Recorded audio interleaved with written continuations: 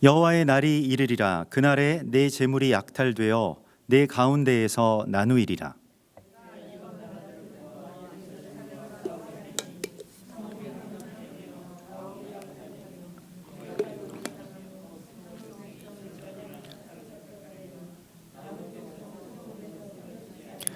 그때 여호와께서 나가사 그 이방 나라들을 치시되 이왕의 전쟁 날에 싸운 것 같이 하시리라.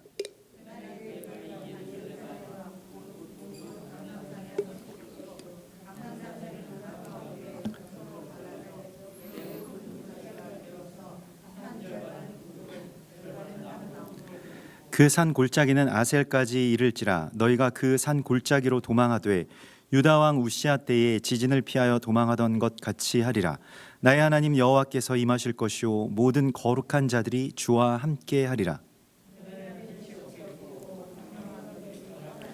여호와께서 하시는 한 날이 있으리니 낮도 아니요 밤도 아니라 어두워 갈 때에 빛이 있으리로다.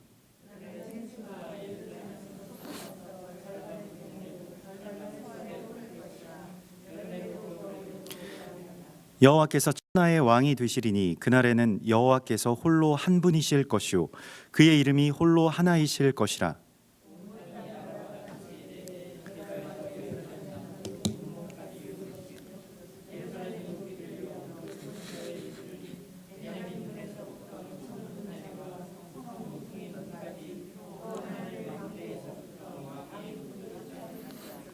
사람이 그 가운데에 살며 다시는 저주가 있지 아니하리니 예루살렘이 평안히 서리로다.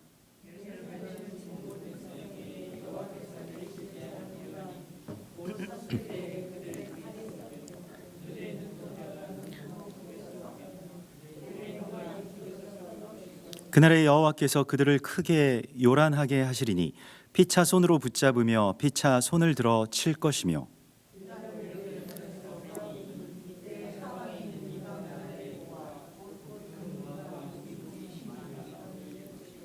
또 말과 노새와 낙타와 나귀와 그 진에 있는 모든 가축에게 미칠 재앙도 그 재앙과 같으리라.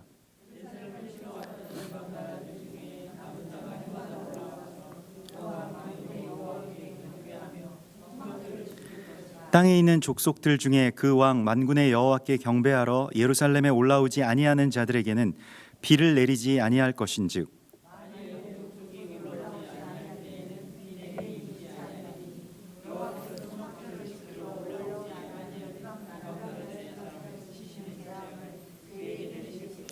애굽 사람이나 이방 나라 사람이나 초막절을 지키러 올라오지 아니하는 자가 받을 벌이 그러하니라.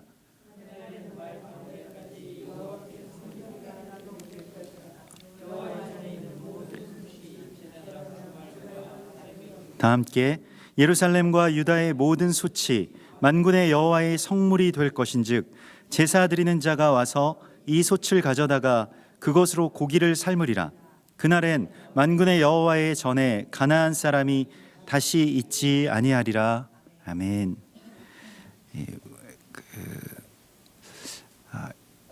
우리가 이 초막절 기간 가운데에 있고 또 이 초막절 가운데에 있는 그 샤밧 그러니까 안식일을 그 샤밧 콜 모에드라고 이렇게 부릅니다. 그래서 특별한 어떤 안식일로 그 절기 가운데에 있는 그 모에딤 이것이 절기를 말하는데 주님의 시간 가운데에 있는 안식일을 그렇게 의미하고요. 또 이때도 역시 같은 안식일이긴 합니다만은 조금 더 특별하게 그렇게 이 안식 가운데로 들어가게 되죠.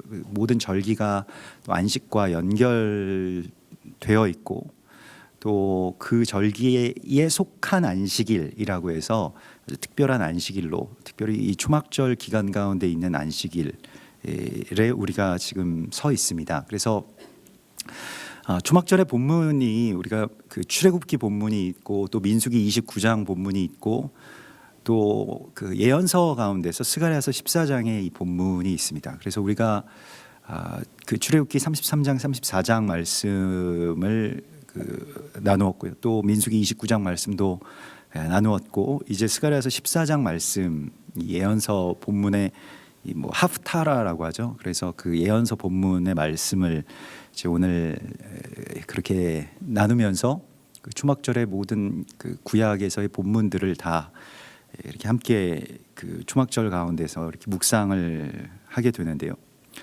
뭐 그 오늘 아침에 이제 오늘 새벽에 우리가 이 토라 포션 그 마지막 장 신명기 34장의 말씀을 모세의 죽음의 그 말씀을 같이 나누었고요.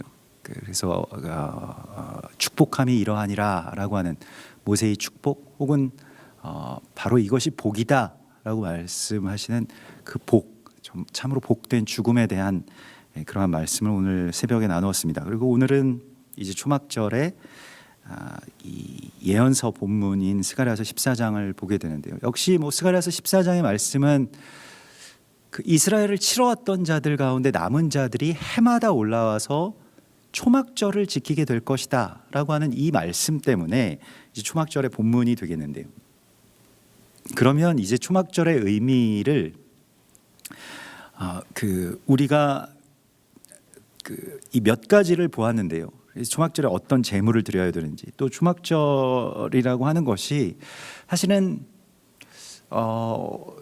그 초막 안에 들어가서, 그러니까 장막 안으로 들어가서 전에 이렇게 좀 흩어져 있던 뭐 가족, 또 흩어져 있던 사람들, 모이지 못하고 분열되어 있던 어떤 공동체가 다시 이제 주님의 장막 안으로 들어와서 하나가 되는 바로 그러한 그 일들이 초막절의 이야기이죠. 그것을 회복하는 것이 초막절의 이야기이고요.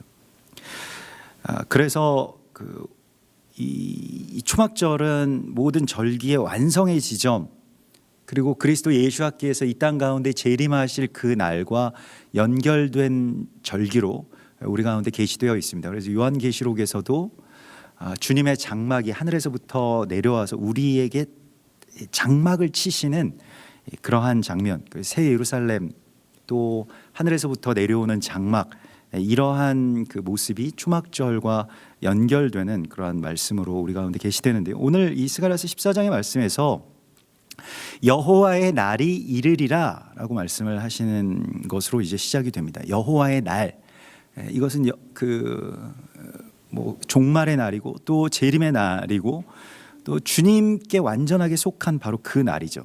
그게 이제 절기라고 하는 것이 이제 그러한 날들과 이제 연결이 되어 있음과 동시에 그 하나님의 날이 펼쳐질 때 어떤 일들이 일어날지에 대해서 주님의 사람들에게 이것을 먼저 미리 알게 하십니다. 하나님께서는 그 일들을 예언자들, 하나님이 사랑하시는 자들에게 미리 말씀하시고 나서 그 일들을 행하신다라고 성경은 우리에게 분명히 말씀을 하십니다. 그래서 그 사랑하는 자들에게 미리 말씀하시는 거예요. 그래서 그 날이 세상에서는 도둑같이 오고 강도같이 예상하지 못했던 그 날로 오겠지만은 하나님의 사람들에게는 그 날은 그렇게 강도같이 도둑같이 오는 것은 아닙니다. 다 하나님이 알게 해주시고 미리 말씀해 주시고 또 미리 깨닫게 해주시고 미리 준비할 수 있도록 해주시는 것이죠. 이것이 하나님의 사람들과 세상 사람들의 차이입니다. 그래서 그 날에 대해서 우리로 알 수 있도록 미리 말씀을 통해서 또 절기를 통해서 또 성령의 계시를 통해서 우리 가운데 계속 알려주고 계시죠.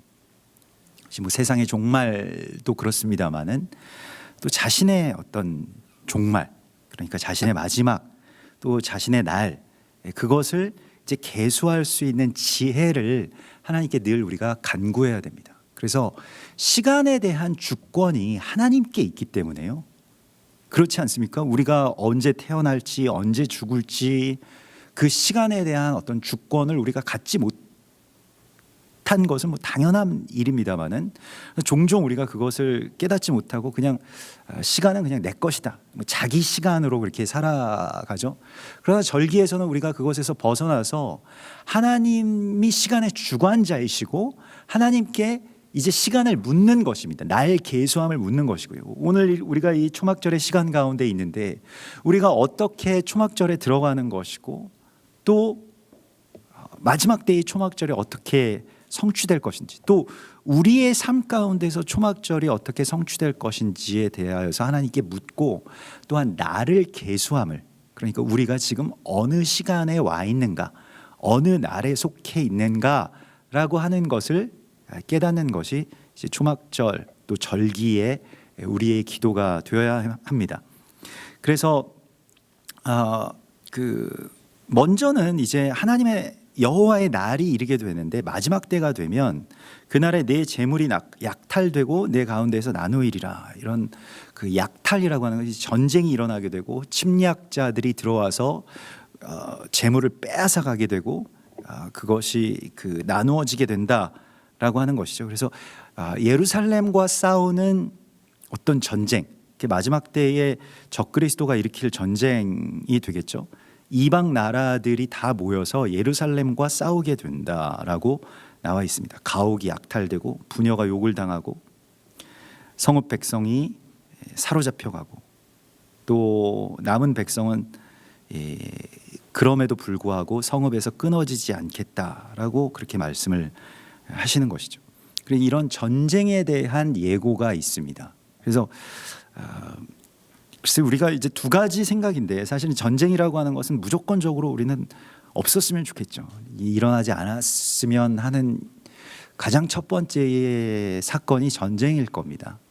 전쟁만큼은 사실 우리의 생애 가운데, 또 우리의 자녀들의 나날 속에 전쟁이라고 하는 것이 없기를 바라는 마음이 우리에게 가장 큰 어떤 기도의 제목이자 소망일 것입니다만은, 그러나 마지막 때에 이 전쟁이 있을 것이다라고 하는 이 말씀을 그래서 그냥 외면해서는 안 되고요. 또 그 전쟁에 대해서 우리가 물론 두려운 마음이 있습니다만은, 그러나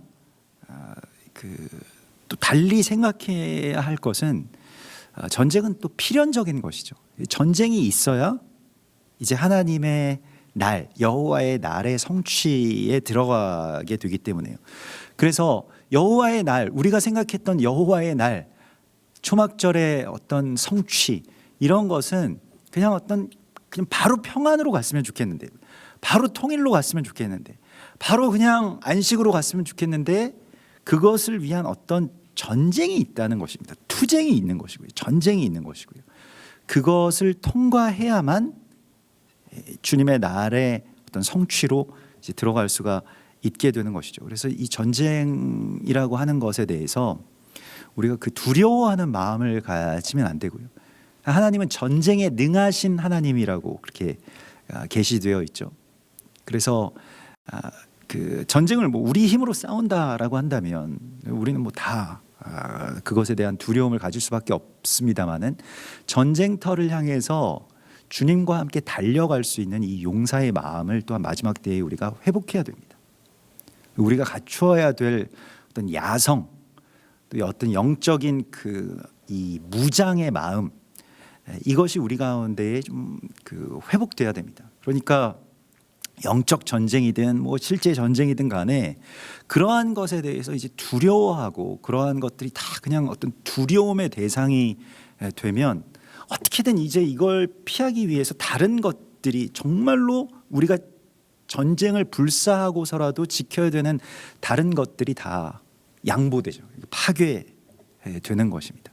그래서 이 영적 싸움이라고 하는 것, 마지막 때의 어떤 전쟁이라고 하는 것이 그것으로 말미암아서 어떤 하나님의 새로운 역사가 도래하고 시작된다라고 하는 것을, 전쟁이 어떤 한 분기점이 된다는 것을 분명히 우리 가운데 하나님 말씀하셨고요.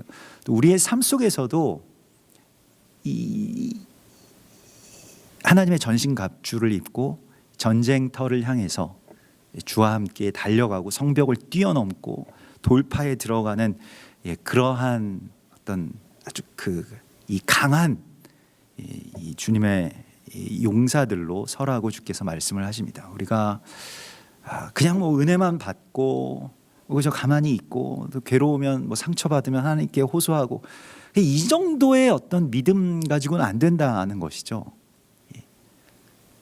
그래서 성경에서 깨어 강건하며 남자답게 강건하라 이렇게 말씀을 하시는 이 고린도후서의 말씀을 우리가 기억해야 되는데요. 이게 뭐 남자다우라고 하는 것이 뭐 글쎄요 물론 뭐 거기서 남자라고 성경에서 남자라고 하는 것은 예수님 닮으라는 그런 말입니다만은 우리가 너무 이렇게 좀 소극적으로 또 막 무서워하고 두려워하고 겁이 많고 뭐 전쟁이 일어나면 어떡하지? 뭐 하면 어떻게 되지? 나는 왜 뭐 이렇게 이렇지? 그렇게 살지 말고 좀 더 광대한 시각 안에서 이것을 바라보게 되면 전쟁이라고 하는 것도 하나님의 날의 어떤 일부구나라고 하는 것을 우리가 좀 알아야 됩니다. 그러니까 자기 평안에 어떤 노예가 되어 있으면 그냥 내가 평안한 것만이 너무 중요한 거예요. 그래서 모든 걸 다 내주고 그냥 하나님의 나라도 다 내주고 전쟁만 안 일어나면 된다. 이것은 우리가 하나님의 백성으로 살아가는 데 있어서 하나님의 백성들이 갖출 마음은 아닙니다. 그래서 용사의 심장을 달라고 하나님께 늘 기도해야 됩니다. 전쟁이 일어날 수 있죠. 그러나 그 전쟁의 결과는 하나님께 속한 것입니다. 그래서 하나님께서 그런 전쟁이 일어날 것이지만 남은 자들이 성읍에서 끊어지지 않을 것이다 라고 분명히 말씀을 하십니다. 그리고 그날에 여호와께서 나가사 그 이방 나라들을 치신다.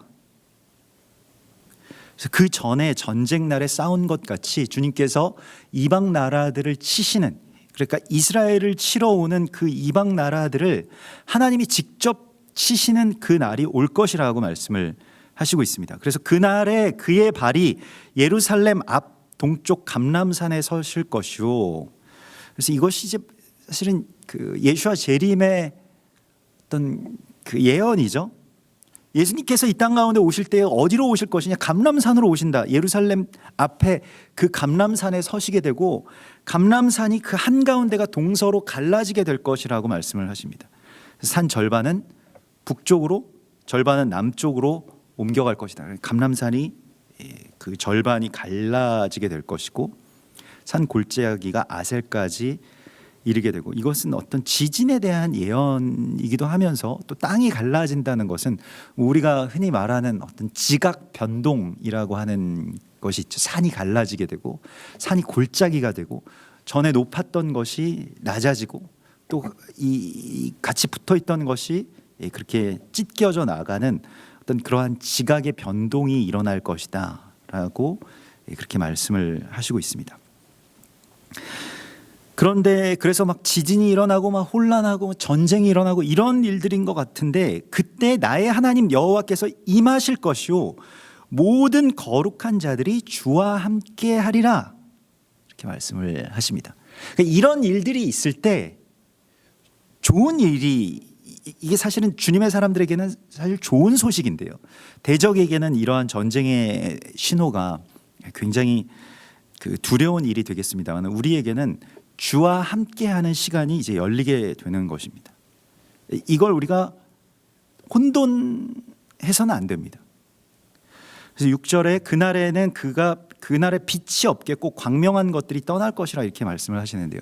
사실 창세기의 그 창조 역사의 기사를 보면 아주 많은 부분들이 하나님께서 빛을 창조하시고 또 세상에 광명체들을 주셔서 이제 그 광명체가 뭐 큰 광명체, 그러니까 태양과 작은 광명체인 달이 이 낮과 밤을 주관하게 하시고 세상에 그런 어떤 이 하늘의 광명체들 또 빛, 이것을 주시는 그 빛의 어떤 디자인들이 굉장히 많이 들어가 있는데, 그런데 하나님의 시간이 되면 빛을 사라지게 하실 것이다 라고 말씀을 하시고 있습니다. 이 빛이 사라진다라고 하는 것은 이사야서 60장에서도 보라 어둠이 땅을 덮을 것이요 캄캄함이 만민을 가리려니와 이렇게 나오죠.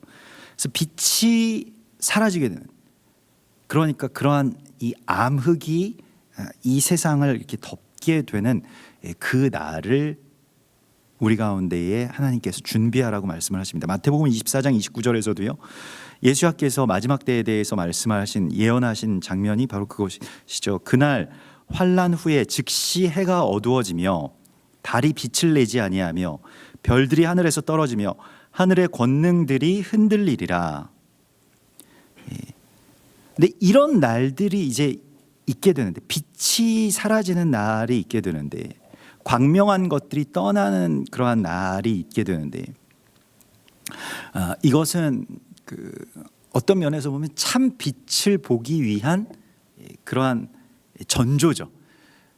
그러니까 해가 뜨기 직전에 이 밤이 가장 어두운 시간이 있습니다. 그러니까 모든 빛들이 이렇게 차단되고, 이 저 멀리서 이 동이 터오기 바로 그 직전의 어떤 모습과 같은 것이죠.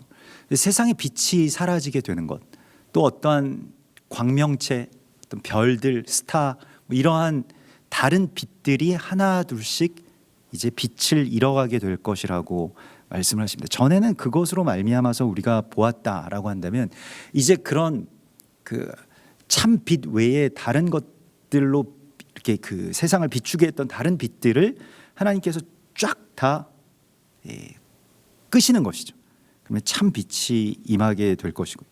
그래서 이사야서 60장에서도 그런 캄캄함이 만민을 가리려니와 오직 여호와께서 내 위에 임하실 것이며 그의 영광이 내 위에 나타나리니 나라들은 내 빛으로, 왕들은 비치는 내 광명으로 나오리라. 그래서 이사야서 60장은 더 놀랍게도 그런 빛들이 다 가려지게 되고 여호와의 영광이 우리 위에 임하게 되는데, 그것도 이스라엘에게 그것이 임하게 된다라고 말씀을 하시는 것이죠. 그 주의 사람들에게 임하게 되는데, 그렇게 될 때 어떤 일이 일어나냐면 그 빛을 향해서 이제 나라들과 열방들이 모여들게 될 것이다 라고 말씀을 하시고 있습니다. 예수께서도 모든 빛이 다 사라지게 될 것이라고, 그래서 모든 권능들이 다 흔들리게 될 것이라고 말씀을 하시고, 그때에 인자의 징조가 하늘에서 보이겠고 땅의 모든 족속들이 인자가 구름을 타고 능력과 큰 영광으로 오는 것을 보리라 라고 그렇게 말씀을 하십니다. 그래서 어둠 가운데 이제 어둠이 더 짙어지게 되는 그러한 일들이 있을 것인데, 그때 우리가 참 빛을 그렇게 비추는 그 빛의 통로로서 서게 될 것임을 주께서 말씀을 하십니다. 우리가 그 빛으로, 우리는 그 빛이 아닙니다만 그 빛을 비추는 빛의 사자의, 그 빛을 맡은 자의 사명을 우리가 갖고 있죠. 그리고 8절에 그날의 생수가 예루살렘에서 솟아나서, 우리 저 남방 좀 꺼주시겠습니까? 예루살렘에서 솟아나서 절반은 동해로 절반은 서해로 흐를 것이다. 그래서 우리가 초막절의 이 절기의 마지막 7번째 날에 어떤 일들이 있냐면 관제를 제사장이 드리게 되는데요. 실로암에서 떠온 물로 관제를 드리게 되는데, 이 초막절의 절기에서 이 마지막 날에는 그 제단에서부터 생수가 이제 흘러나오게 되는 그 생수의 강의 이야기가 이제 시작되는 것이죠. 예수께서도 명절 끝날에 누구든지 목마른 자는 내게로 와서 마시라 하고 말씀을 하시면서, 누구든지 나를 믿는 자는 그 배에서 생수의 강이 흘러 넘치리라 라고 하시는 말씀을 선포하시죠.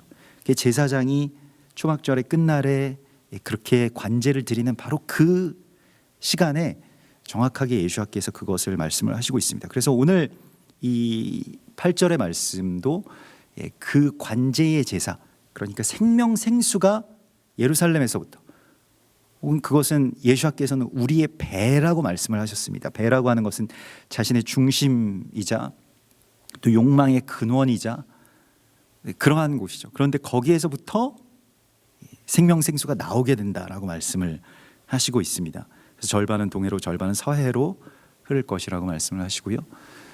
요한복음에서는 그래서 예수께서 죽으셨을 때 이 배에서, 창에서 물이 나왔다라고, 물과 피만 나온 것이 아니라 물이 나왔다라고 그렇게 분명하게 기록되어 있죠.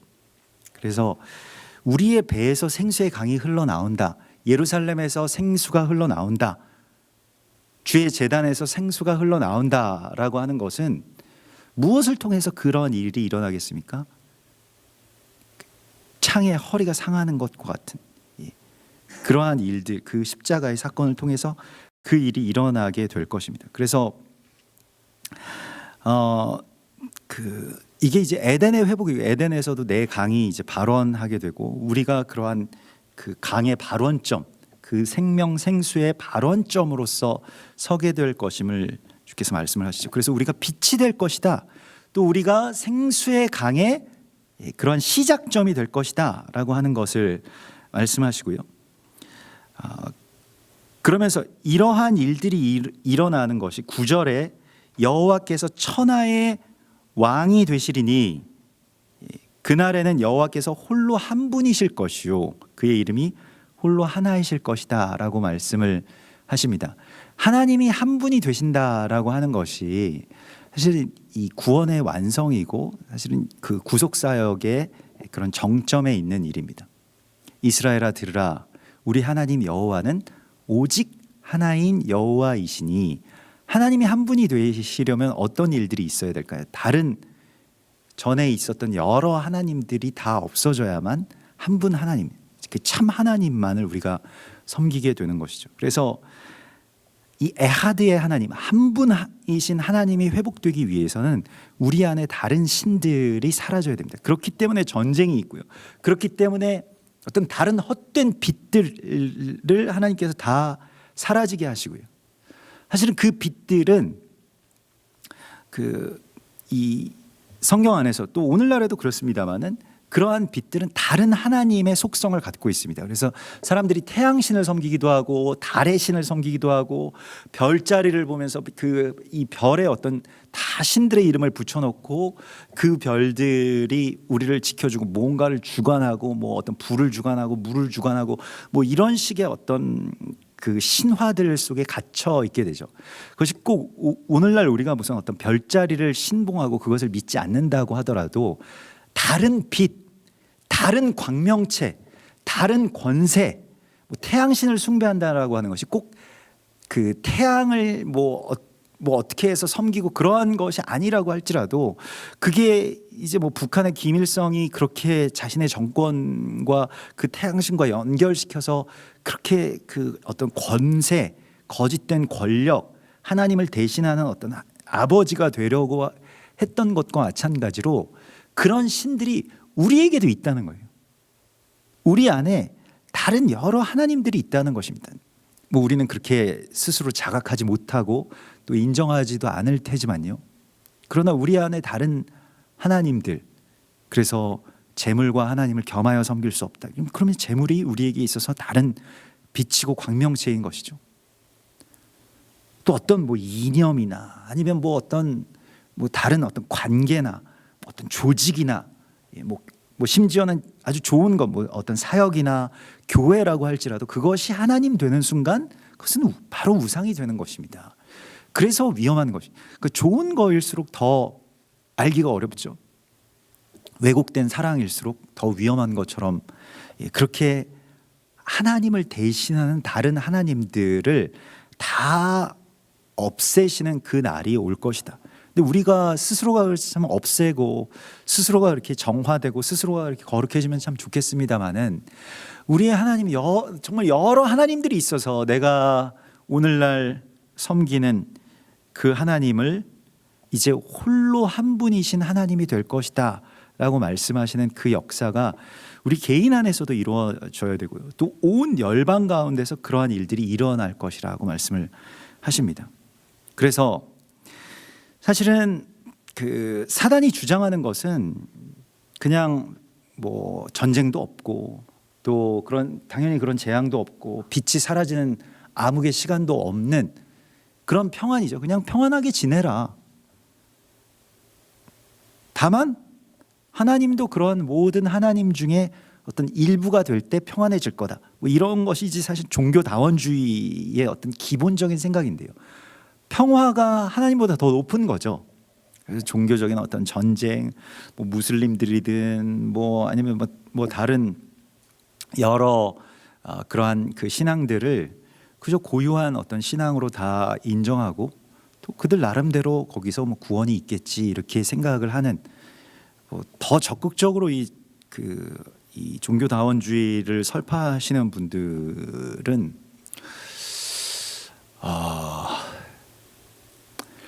그러니까 사실 하나님 한 분이신데 그냥 뭐 이슬람에 알라도 있고 뭐 힌두교에 여러 신들도 있고 뭐 이러면서 그냥 그렇게 믿다 보면 정상에 가서 다 만난다라고 그렇게 이야기를 합니다. 저도 신학교에서 좀 뭐 정식 과목으로 그것을 듣지는 않았습니다만 특강처럼 좀 굉장히 유명하신 뭐 그런 뭐 소위 말하는 어떤 진보적인 또 자유주의적인 그러한 그 신학자들의 강의를 몇 번 들은 적이 있었는데 그걸 좋아하는 사람들도 있더라고요. 근데 모르겠습니다. 사실 그 볼 때 어떤 뭐 매력이 있을지는 몰라도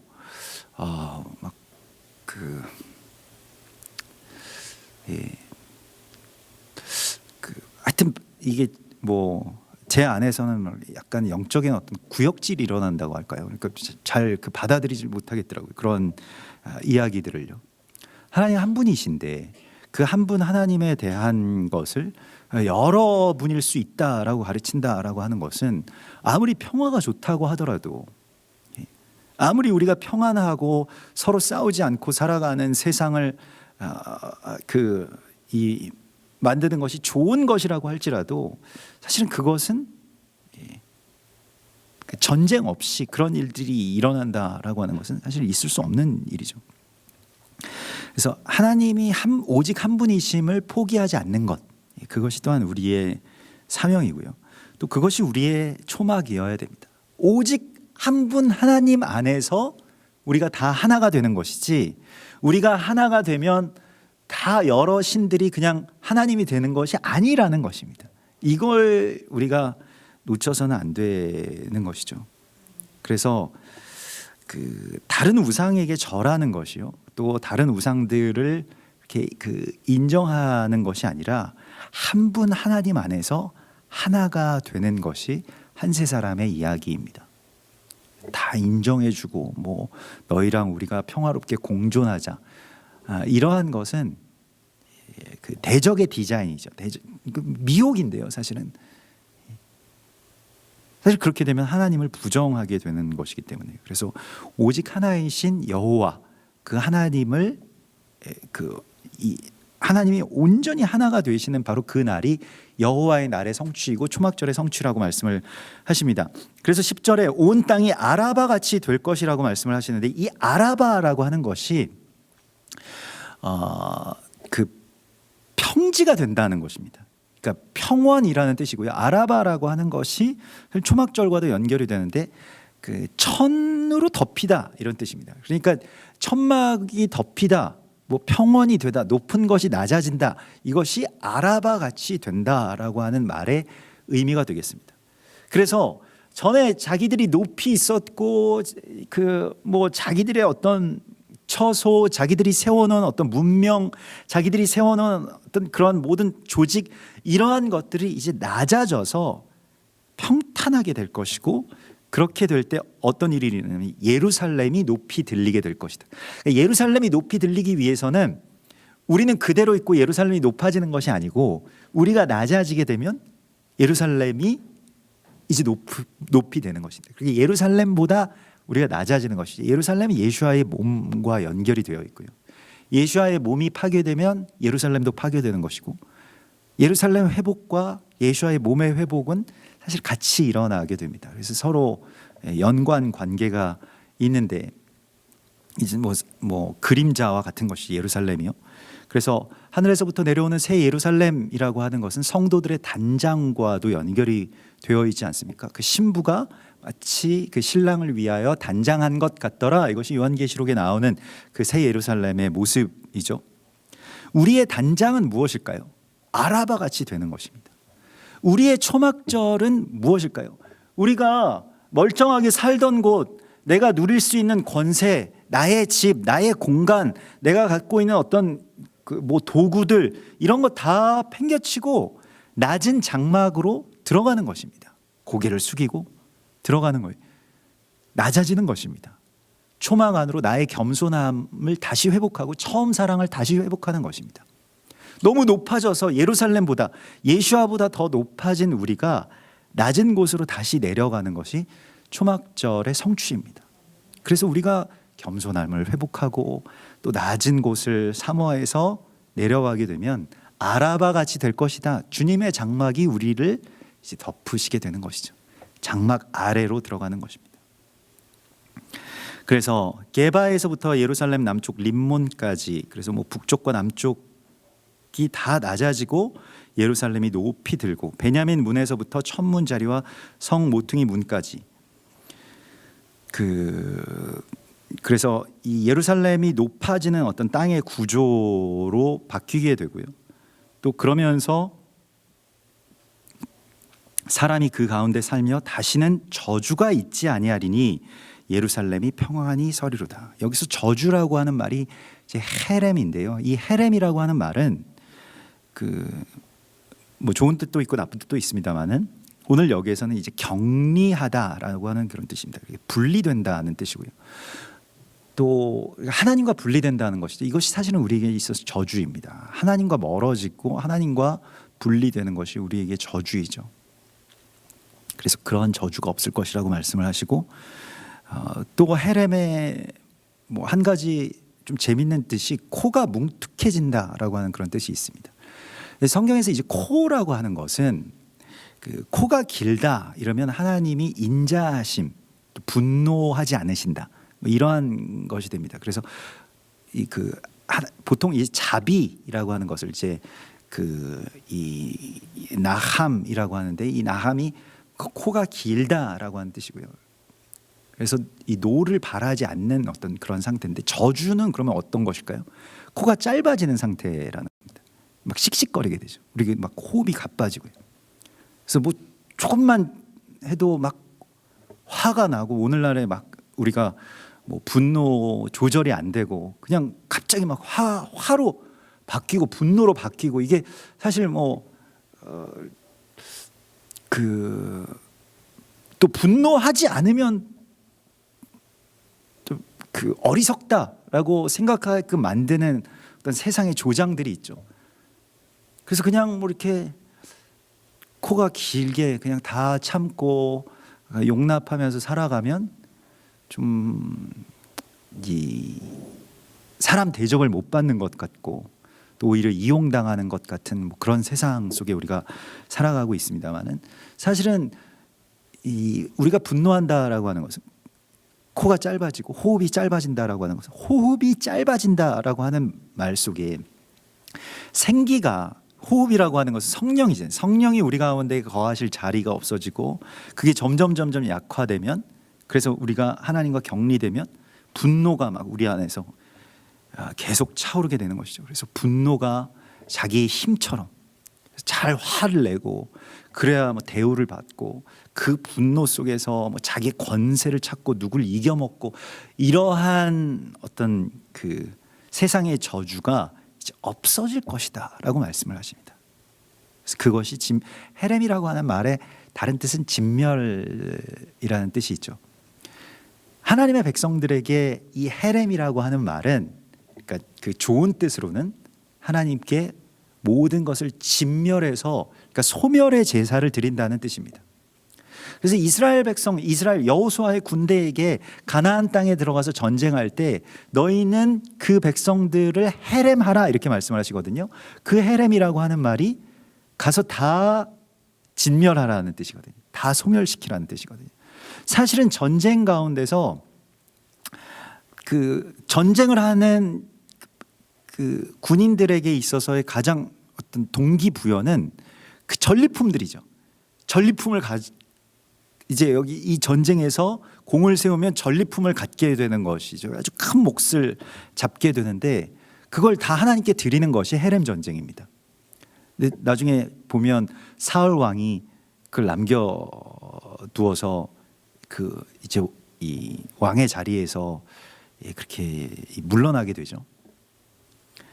그래서 우리가 하나님 앞에 나의 것을 다 나의 안에 있는 다른 것들을 다 진멸해서 드리고, 또한 하나님과 격리된 그러한 상태에서 하나님과 연합되어서 성령이 내 안에서 아주 긴 호흡으로 내게 들어오셔서, 그런 생기로 예수께서 숨을 후 불어넣어 주시는 것과 같이 우리 안에 성령이 확 들어오게 되면, 이제 우리 안에서 모든 분노와 저주와 하나님과 멀어지게 된 그런 모든 것들이 사라지게 되고 사람이 그 가운데에 살 것이다 라고 말씀을 하시죠. 그래서 생명이 그 가운데서 다시 이제 회복이 되게 됩니다.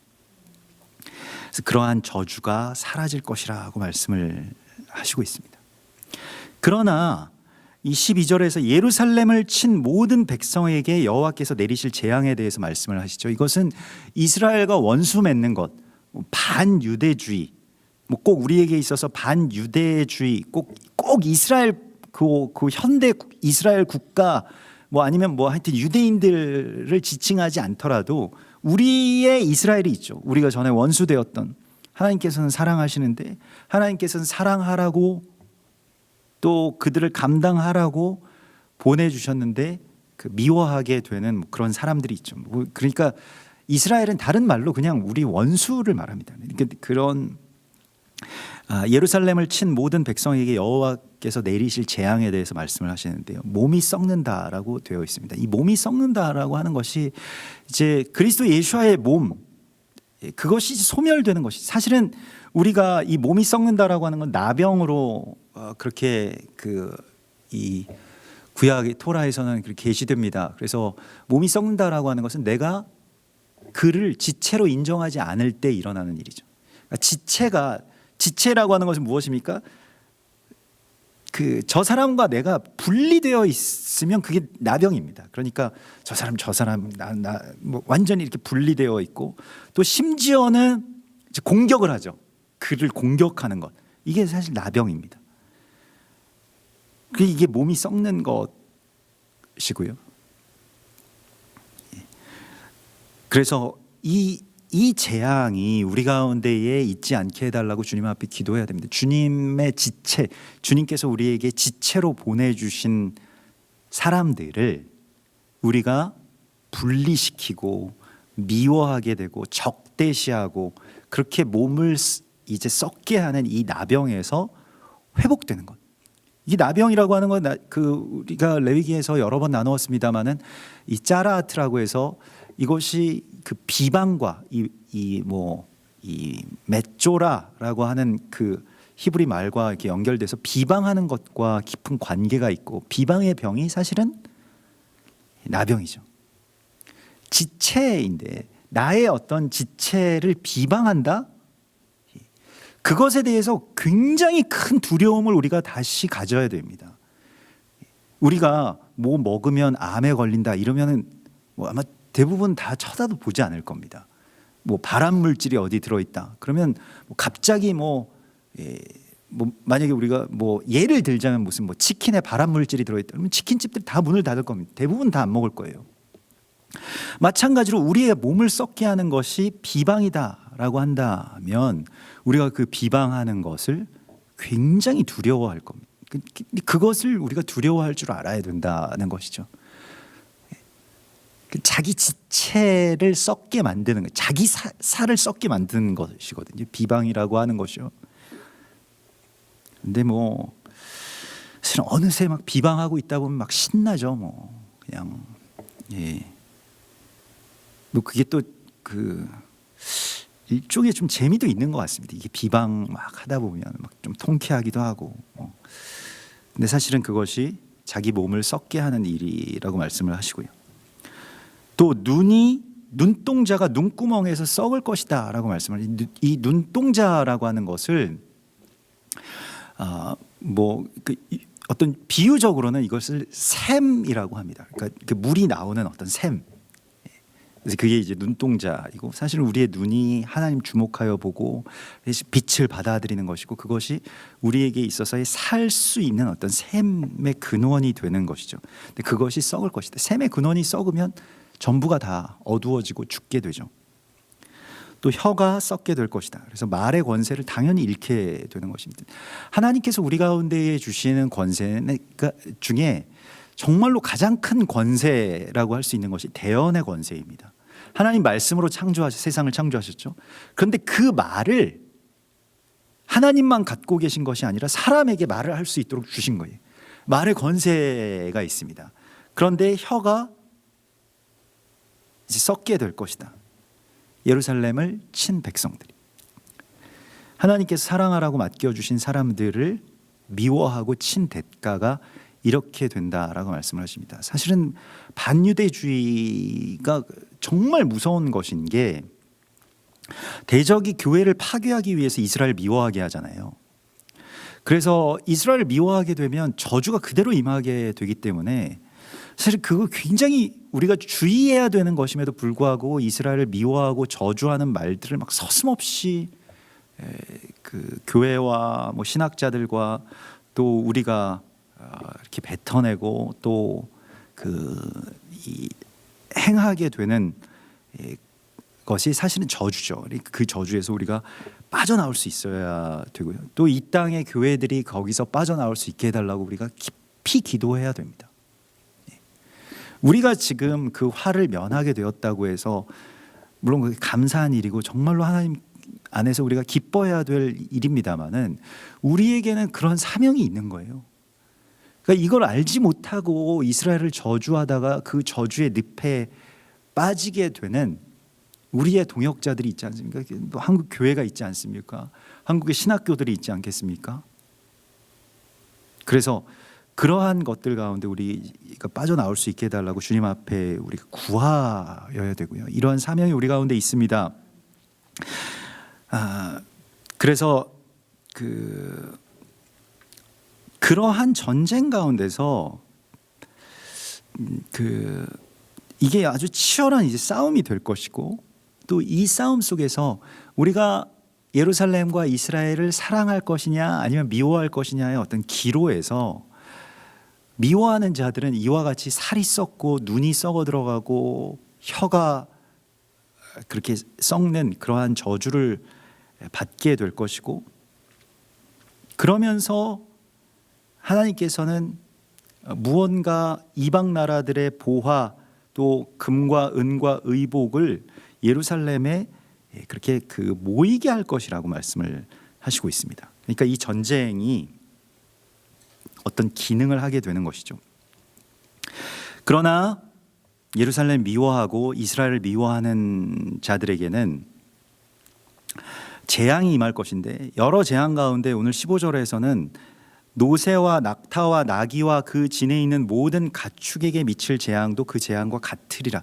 그래서 가축에게도 그런 재앙이 미친다라고 말씀을 하시고 있습니다. 우리가 오늘날에 그 아프리카 돼지열병이나 매해 계속 반복되는 어떤 조류 독감이나 아주 정말로 많은 돼지와 소들을 살처분하고 그 울음소리가 이 땅에서 떠나지 않고 있죠. 그런데 이러한 일들의 어떤 배경을 우리가 알아야 되는데 사실은 이것을 조금 더 영적으로 우리가 바라볼 수 있어야 되고 또 우리가 회개해야 되는 어떤 그런 회개의 제목이기도 한데 이러한 그 일들에 대하여서 사실은 가축에 대한 그 책임이 사람에게 있습니다. 신명기 5장 14절에 보면 일곱째 날은 내 하나님 여호와의 안식일인즉 너나 내 아들이나 내 딸이나 내 남종이나 내 여종이나 다 쉬라 이렇게 말씀하신 것뿐만이 아니라 내 소나 나귀나 모든 가축을 안식하게 할지니라 라고 하는 말씀이 있습니다. 근데 가축에 대한 안식의 권세가 또 그런 사명이 우리에게 있거든요. 사람에게 있거든요. 근데 가축을 쉬지 않게 하고 쉬지 못하게 하면 반드시 거기에 대한 책임을 또한 사람이 지게 되어 있습니다. 그래서 오늘날의 가축들은 정말로 쉬지 못하게 하죠. 닭들을 그렇게 사육하는 어떤 오늘날의 어떤 양계 방식들을 보게 되면 정말 끔찍하죠. 닭들을 원래 그 닭들이 한 10년 이상 충분히 살 수 있고 15년까지도 그렇게 산다라고 하는데 몇 달이 안 돼서 다 잡고요. 1년 넘어가는 10개월이 넘어간 닭을 노개라고 이렇게 취급을 하게 되죠. 육질이 안 좋아지고 또 기르는데 그렇게 이 산업화되어 있기 때문에 그리고 잠을 안 재우죠. 계속 불을 켜놓고 알을 낳게 하고요. 산란 닭들은요. 계속 낮은 줄 알고 계속 알을 이제 낳게끔 만드는 것이, 잠도 안 재우고 이 조그만 A4지 반 정도 되는 그 크기의 닭장에서 그렇게 안식을 하지 못하게 하고 우리가 맛있게 먹는 어떤 치킨의 재료가 되도록 하는데, 그러한 모든 것들 가운데 우리가 안식의 통로가 된다라고 하는 것을, 이 간과한 결과를 반드시 사람에게 하나님께서 찾으신다라고 말씀을 하시죠. 그래서 안식일을 지켜야 되는 이유가, 안식일 지키는 것에 대해서 성경이 굉장히 강조하고 있는 이유도, 내가 쉬는 것, 그 쉬는 것, 뭘 위해서 쉬느냐? 누군가를 안식하게 하기 위해서, 쉬게 할지니라. 이게 사실은 안식일의 핵심입니다. 쉬어라 라고 하는 것도 물론 거기에 포함되는 이야기입니다만, 그 쉬는 이유, 내가 쉬어야 되는 이유조차도 누군가를 쉬게 하기 위해서 쉬어야 된다라고 하는 것이죠. 너희가 쉬어야 쉬게 할 수 있다라고 하는 것이죠. 그래서 조금 그러한 모든 어떤 나의 편의와 또 나의 중심에서 생각했던 그런 모든 것들에서 이제 쉬는 것, 안식을 취하는 것, 그것이 우리가 안식의 사람이 되는 그러한 일입니다. 절기와 또 우리가 절기 가운데 있는 이 샤밧 콜 하 모에드 가운데 우리가 있죠. 우리 절기의 안식일 가운데 있는데, 정말로 안식의 통로가 되는 사람이 되게 해달라고 주님 앞에 기도해야 됩니다. 내가 그런 안식의 사람이 되게 해달라고요.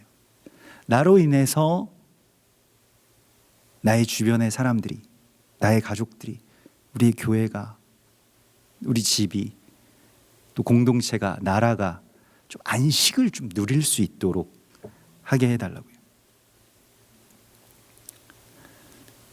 그래서 하나님은 우리를 안식하게 하시기 위하셔서 어떻게 하십니까? 쉬지 않으시고 졸지 않으시고 우리를 위해서 계속해서 일하시죠. 그래서 우리에게 안식을 주시죠. 안식은 그런 것입니다. 그래서 우리가 그러한 안식 가운데에 들어가는 것, 또 그것을 넘어서서 안식을 베푸는 자들, 안식의 통로가 되라고 하나님 말씀을 하십니다. 이것이 사실은 초막절의 이야기이죠.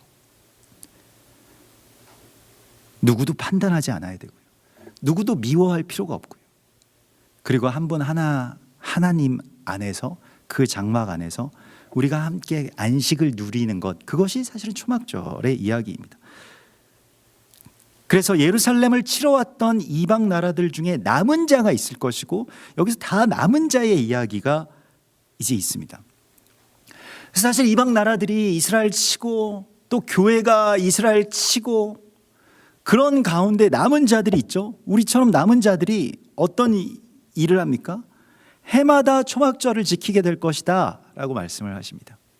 우리가 절기를 지키는 이유입니다. 절기를 뭐 유대인들처럼 지키진 않는다고 할지라도 절기 안에 들어간다라고 하는 것은 하나님께서 우리에게 요구하시고 또 우리가 누려야 할 권세입니다. 우리가 초막절 안에 들어간다라고 하는 것에 이 의미가, 우리가 낮아지고 또 우리가 안식하게 하고 우리가 이스라엘을 사랑하고 한 분 하나이신 하나님 안에서 하나가 되고, 이거 초막절인데 그 초막절 가운데 들어간다라고 하는 것이 얼마나 기쁘고 또 감사하고 값진 이야기가 되겠습니까? 그러한 시간 속으로 하나님은 지금 우리를 부르고 계신 거예요. 그래서 절기가 매해마다 우리 가운데 있으면서 우리가 매해 그 절기 속으로 그렇게 기경하면서 조금 더 가까이 그 초막절을 경험하게 되고 초막 안으로 들어가게 되는 것이죠. 그러면서 예루살렘에 초막절을 지키러 올라오지 아니하는 자들에게는 비를 내리지 않을 것이다. 이 비라고 하는 것은 하늘에서부터 내려오는 말씀이고 주님의 생명이고 뭐 생명의 근원이죠. 그것이 내리지 않게 될 것이라고 말씀을 하시죠. 그러니까 점점 이건 뭐 그냥 성경에서 우리가 흔히 쓰는 말로 은혜라고도 할 수가 있을 것인데, 은혜가 그친다는 것입니다. 무엇 때문에 은혜가 그치나요? 초막절을 지키러 올라오지 않았기 때문에 은혜가 그칠 것이라고 말씀을 하시고 있죠. 그러면 초막절을 지킨다라고 하는 것이 스가랴서 14장에서는 무슨 말입니까? 이스라엘 사랑하고요, 예루살렘을 치러 왔던 자들 가운데서 돌이켜서 회개하고 그리고 그들을 이제 더 이상 미워하지 않고 하나님 안에서 우리가 한 새 사람을 이룰 것입니다 라고 고백하는 바로 그 고백으로 다시 돌아온 자들을 의미합니다. 애굽 족속이 여기서 애굽 족속과 이방 나라 이렇게 같이 나오게 되는데, 애굽 이 미즈라임이라고 하는 것은 이스라엘을 포로 삼았던 자들이죠. 그리고 어떤 인본주의의 가장 가장 표징적인 나라라고도 할 수가 있겠습니다. 또 이 여기서 미츠라임이라고 하는 건 애굽 족속이라고 이렇게 표현이 되어 있습니다만, 미츠라임이라고 하는 이 문자적인 뜻만을 살펴보자면 둘러싼다라고 하는 그런 뜻이기 때문에 예루살렘을 포위하고 예루살렘을 치러왔던 나라들을 그렇게 다 전부를 말한다라고도 할 수가 있겠습니다. 그래서 초막절을 지키러 올라오지 아니하는 자가 받을 벌은 은혜가 사라지게 되는 것이죠. 말씀의 이 기근을 맞게 되는 것이고요. 그래서 그러한 벌에 처해질 것이다 라고 말씀을 하십니다. 사실은 하나님의 은혜가 사라지고요, 하나님의 말씀이 사라지는 어떤 그것이 가장 큰 재앙이죠. 아무리 하나님을 불러도 하나님의 말씀이 열리지 않고, 말씀이 굉장히 많이 홍수같이 쏟아지는 때에도 말씀이 우리 가운데 정말로 하늘에서부터 내려오는 비처럼 우리를 적시지 못한다면 그것 자체가 우리에게 재앙일 것입니다. 들어도 들리지가 않고 보아도 보지 못하는 자로 전락하게 될 것이라고 말씀을 하십니다. 무엇을 지키지 않았을 때? 초막절을 지키지 않았을 때. 그러면 초막절을 지킨다라고 하는 것이 스가랴서에서는 무엇이 되겠습니까? 우리가 낮아지고 그럼으로써 이스라엘과 하나가 되고 이스라엘을 치는 것이 아니라 이스라엘에게 안식을 주고 그들을 위해서 우리의 것을 헌신하고요, 그렇게 나아가는 것이 초막절을 지키는 것이라고 말씀을 하십니다. 그러면서 20절에 그 날에는 말방울에까지 여호와께 성결이라 기록될 것이라 이렇게 말씀을 하시죠. 여호와의 전에 있는 모든 솥이 제단 앞 주발과 다름이 없을 것이다. 말방울과 모든 솥이 성물이 될 것이고 거룩해질 것이라고 말씀을 하십니다. 이것은 우리가 지난 수요일에도 이 초막절의 본문 민수기 29장의 말씀을 나눈 것과 같이 초막절의 어떤 핵심은 그 일상의 거룩함의 회복입니다. 그러니까 일상이라고 하는 것이 사실 굉장히 거룩한 것이죠. 일상에 있는 말방울, 그냥 우리의 솥, 이러한 것이 하나님께 드리는 거룩한 성물이 될 것이다. 우리의 삶의 자리가, 또 우리의 일상이 그렇게 거룩함으로 회복될 것이라고 말씀을 하시고 있습니다. 사실은 우리가 소망해야 될 것도 사실 이것이죠.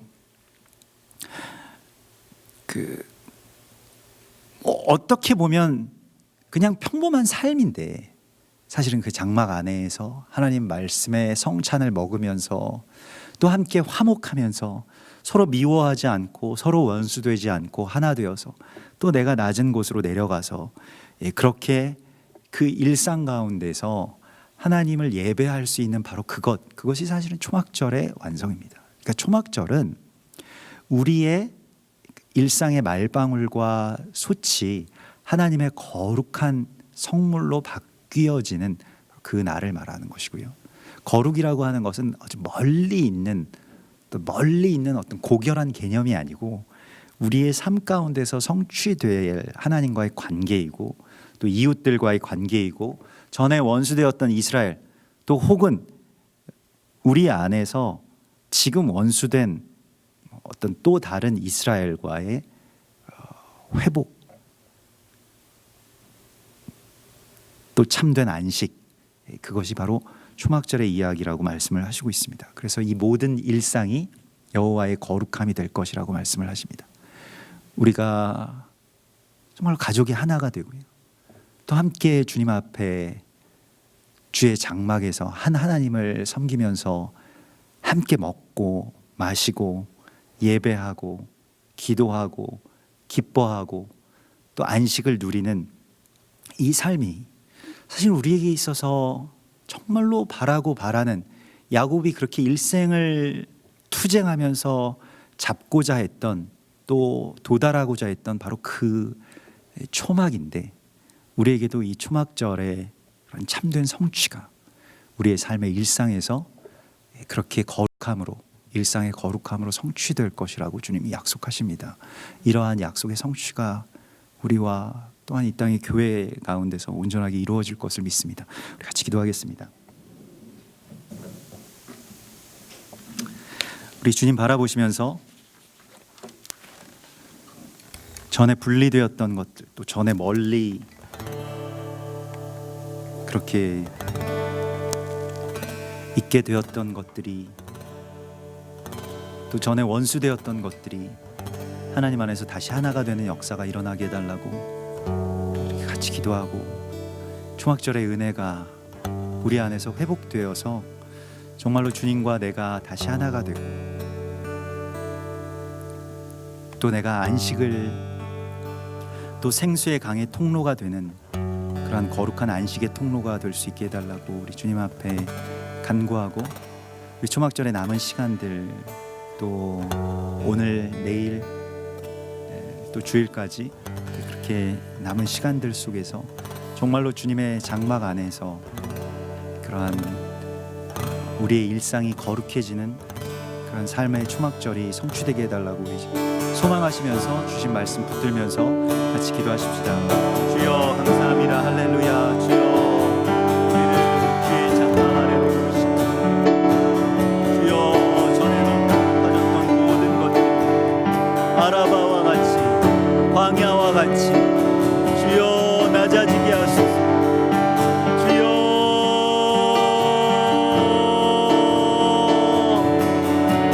나의 모든 높은 생각들 주여 다 낮아지게 하시고, 주님의 뜻 가운데 온전히 들어갈 수 있도록 인도하여 주시옵소서. 아버지여,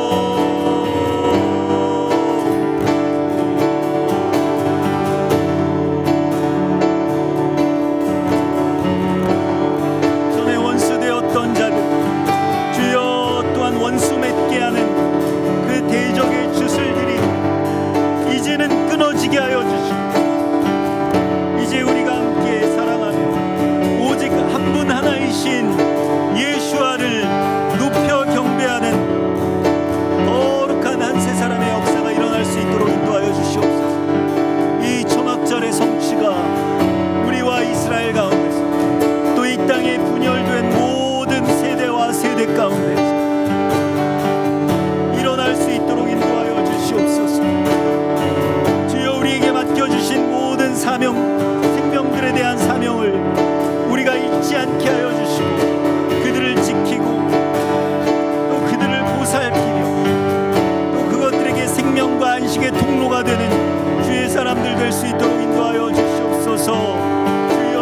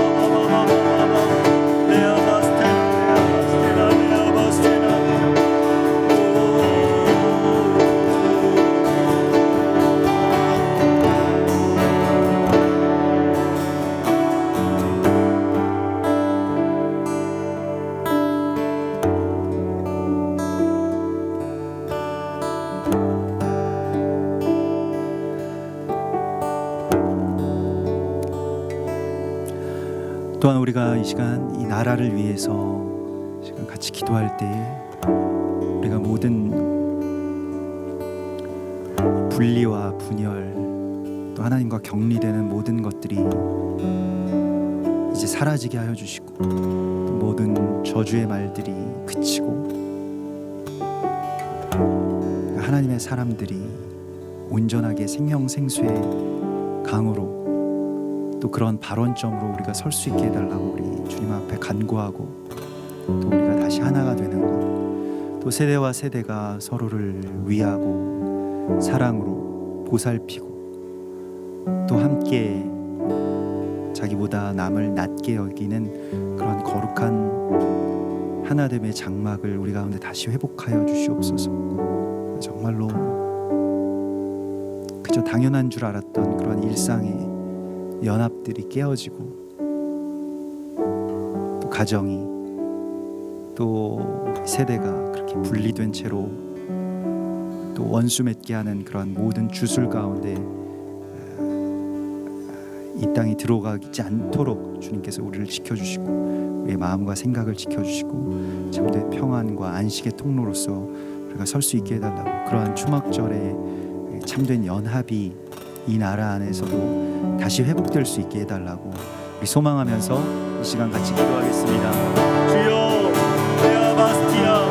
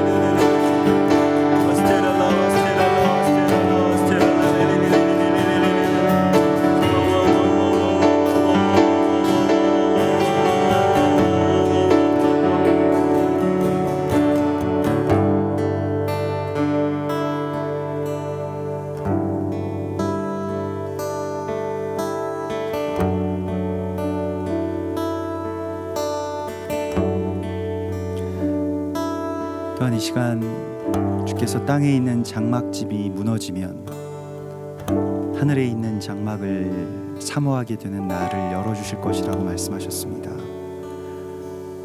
이 땅의 교회들을 위해서 같이 기도하고 또 재단들을 위해서 우리가 축복하면서 같이 기도하고요. 또 우리 한세사람교회를 위해서 여러분 중보하면서 기도했으면 좋겠습니다. 우리가 이제 초막절인데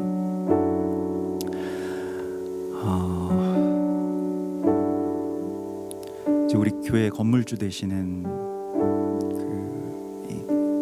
그분도 사모님이신데 사모님께서 이제 교회를 이제 아무래도 내놓아야 되겠다, 매물로 이렇게 내놓아야 되겠다 이런 연락을 또 초막절 가운데 주셨습니다. 그래서 우리가 언제까지 이곳에서 예배를 드릴 수 있을지 잘 모르겠습니다만은 그러나 하나님께서 뜻하시고 또 계획하신 시간 가운데서 우리가 끝까지 자리를 지키면서 예배 드리게 하시고 또 우리에게 예비하신 어떤 다음 단계의 장막이 있다면 또 우리가 순종하면서 나아갈 수 있게 해달라고 우리 이렇게 같이 기도하고 또 이 땅에 정말로 남은 자로 또 생명생수의 통로로 우리 교회가 그렇게 설 수 있게 해달라고 또 하나 되게 하시고 또 모든 가정교회들이 그렇게 주님의 성령 안에서 온전하게 마지막 때의 교회들로 서 나갈 수 있도록 인도해달라고 우리 이렇게 같이 기도하고요.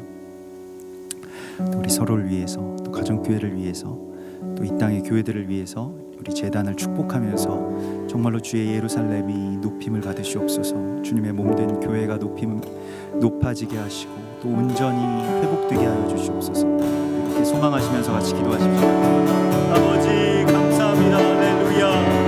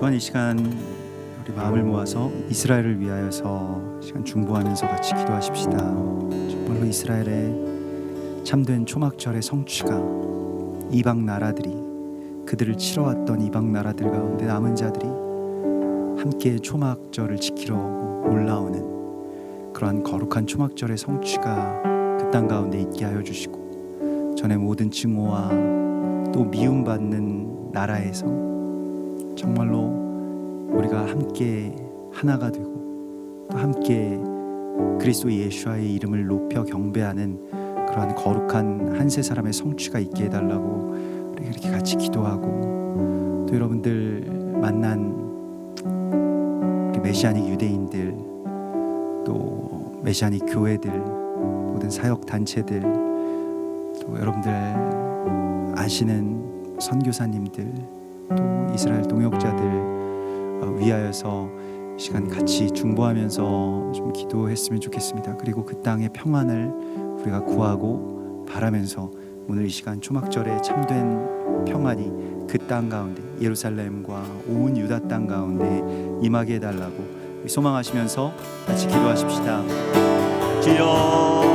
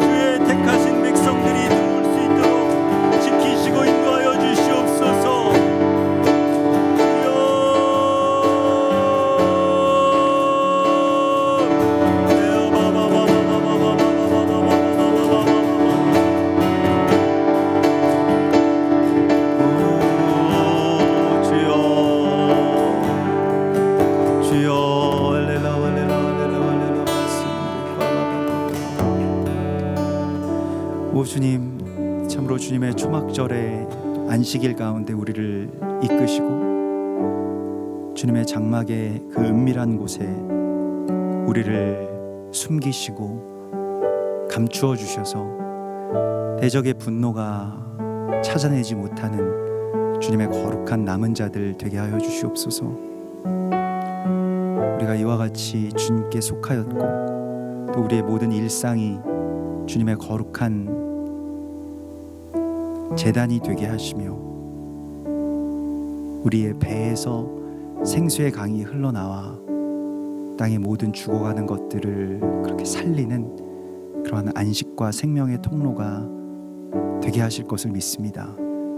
주님, 우리의 기도가 또 우리의 축복이 우리의 회개가 그와 같이 땅을 살리고 사람들을 다시 생명 가운데로 이끄는 그러한 주님의 거룩한 통로가 되게 하여 주시옵소서.